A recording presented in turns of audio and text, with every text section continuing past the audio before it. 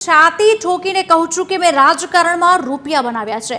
આ વિવાદાસ્પદ નિવેદન આપ્યું છે ખેડા ભાજપ પૂર્વ પ્રમુખ વિપુલ પટેલે નડિયાદમાં આયોજિત એક જાહેર કાર્યક્રમ દરમિયાન કદાવર રાજકીય નેતા વિપુલ પટેલે આપેલા વિવાદાસ્પદ નિવેદને રાજકીય ગરમાવો તેજ કર્યો છે। તેમણે જાહેરમાં કહ્યું છે કે તેઓ છાતી ઠોકીને કહે છે કે તેમણે રાજકારણમાં રહીને અઢળક રૂપિયા બનાવ્યા છે। આ નિવેદન વાયુવેગે પ્રસરતા જ સમગ્ર જિલ્લાના રાજકારણમાં ગરમાવો આવ્યો છે।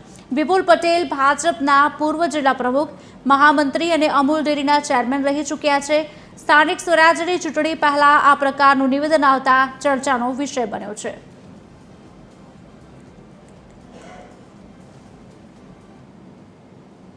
અને હું થયું કે ભણવામાં ખૂબ મેં મહેનત કરી, સારામાં સારો ધંધો કર્યો, સારો મોભોદાર હોદ્દો મળ્યો, ઘણા રૂપિયા બનાયા। કોઈ નેતા નહીં કે મેં રૂપિયા બનાવ્યા, છાતી ઠોકીને કહું છું મેં રૂપિયા બનાવ્યા, રાજકારણમાં રૂપિયા બનાવ્યા।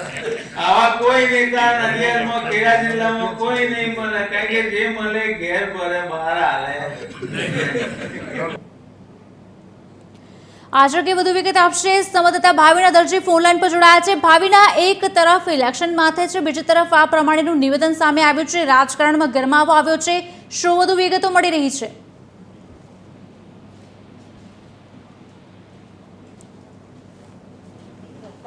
આક્ષેપો તો લાગતા જ હોય છે, પરંતુ આ વખતે ભાજપના પૂર્વ પ્રમુખ, ખેડા જિલ્લા ભાજપના પૂર્વ પ્રમુખ રહી ચૂકેલા વિપુલ પટેલ દ્વારા જાહેર મંચ પર કબૂલ કરવામાં આવ્યું છે કે પોતે રાજકારણમાં રહીને અઢળક રૂપિયા બનાવવામાં આવ્યા છે।